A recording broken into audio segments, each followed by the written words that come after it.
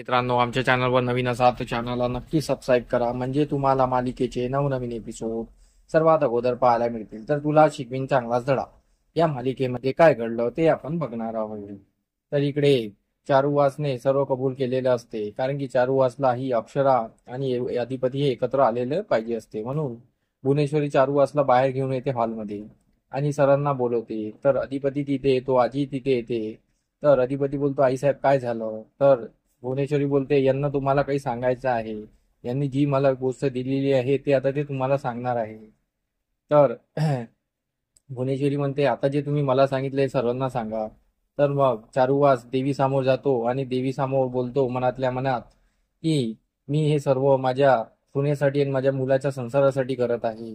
कारण की माझं जे झालं ते होऊ दे, माझं आयुष्य संपलेलं आहे, पण त्यांचा संसार हा सुखाचा चालला पाहिजे. म्हणून मी भुवनेश्वरीशी लग्न करायला तयार आहे.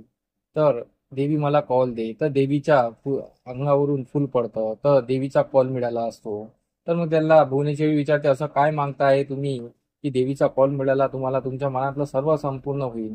मग चारुवास अधिपतीला बोलतो की माझ्या सर्व चुका झाल्या होत्या, मी त्या सर्व चुका एक्सेप्ट करतो, कारण की मला जाणीव झाली आहे की मी भुवनेश्वरीवर खूप अत्याचार केला. आणि भुवनेश्वरीला ज्या दिवशी घरात आणलं ती सर्वात मोठी चूक ठरून मी तिच्यावर अत्याचार केला आणि तिला मी मान दिला नाही आणि तिला मी घराच्या बाहेर काढलं. पण तिला माझ्यासोबत लग्न करायचं होतं, मी तिला ते देऊ शकलो नाही आणि त्यामुळे घरात सर्व घडत आहे. हे अक्षरा या घरातून गेली, हे सर्व माझ्यामुळेच घडलेलं आहे. मी माझा अहंकार बाजूला ठेवला नसता तर आज अक्षरा या घरात असती. म्हणून मी आता सर्व मागे सोडून समोर जायचं ठरवलेलं आहे आणि मी भुवनेश्वरीशी लग्न करायचं ठरवलेलं आहे. अधिपती त्याच्याकडे एकटक बघत असतो, ते पण शकाच्या नजरेने. अधिपती बोलतो, पण तुम्ही लग्न करताय तर मग डील का करताय?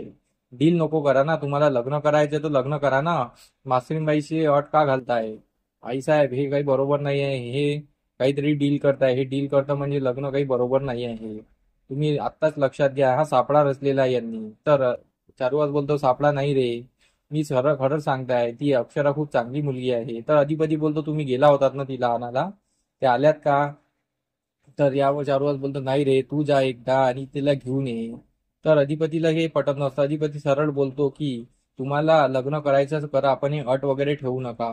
तुम्हाला आईसाहेबा विषय मनात प्रेम असेल तर लग्न करा, नाही तर हे लग्न करून काही फायदा नाही. मास्टरबाई या घरात आल्या आणि तुम्ही त्यांना हाकलून दिलं म्हणजे काय? आईसाहेब बघा, हे असं करू शकतात. तर इकडे भुवनेश्वरीला वाटत असतं की अधिपती पण खरं बोलताय. भुवनेश्वरी पण अधिपतीकडे बघतच असते. तर अधिपती बोलतो की तुम्हाला लग्न करायचं असेल तर करा. मासीबाई या घरात नाही आल्या तर मग तुम्ही लग्नच करणार नाही का?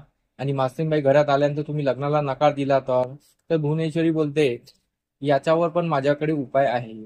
तर इकडे अक्षरा क्लिनिक मध्ये आलेली असते. क्लिनिक मधून बाहेर निघताना तिथे तिला शिवानी मिळते. शिवानी अक्षराला बोलते, वहिनी तुम्ही इथे काय करताय, तुमच्याजवळ ही फाईल? तर शिवानी ती फाईल बघते आणि शिवानीला कळतं की अक्षरा ही प्रेग्नेंट आहे. शिवानी खूप खुश होते आणि ती अक्षराला कॉंग्रॅच्युलेशन करते आणि बोलते की मी आत्ताच अधिपती आणि ओंकारला सांगते. तर अक्षरा तिला थांबवते. अक्षरा बोलते, नाही आता नको, जेव्हा मला वाटेल, जेव्हा आमच्या दोघांची सर्व वाद मिटतील आणि तेव्हा मी त्यांना सर्व सांगेल. तर शिवानी बोलते की नाही, त्यांना सांगितलं पाहिजे, म्हणजे ते तुम्ही लवकर एकत्र याल. तर अक्षरा तिला शपथ घालते. त्यानंतर शिवानी ओंकारला फोन करून बोलवून घेते. ओंकारला सर्व सांगते की वहिनी ह्या प्रेग्नेंट आहे. तर मग तिथे अक्षरा येते. अक्षरा ओंकारशी बोलते आणि शिवानीशी बोलते आणि बोलते की अधिपतीला मी सांगेल, पण आता 3 महिने झाले, अजून काही महिने उलटू द्या, मग मी त्यांना सांगेल. कारण की आमच्या दोघातले वाद मिटले की मग ही खुशखबरी सांगितली पाहिजे. अक्षराला खूप रडू येतं, पण शिवानी आणि ओंकार तिला फोर्स करतात.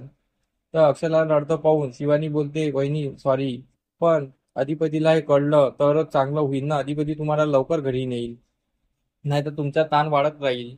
ओंकार विचारात पडलेला असतो की काय करायचं. इकडे घरी अधिपती, भुवनेश्वरी आणि चारुवास यांचं चालूच असतं. तर आजी खूप खुश असतात की चारुवासने भुवनेश्वरीला माफ केला आणि लग्न करायला तयार झाला. त्यांचं मन खूप खुश असतं. तर इकडे भुवनेश्वरी बोलते, आम्ही बघू ना, काय त्यांनी नकार दिला तर आम्ही त्यांच्यावर पण आमच्याकडे उपाय आहे.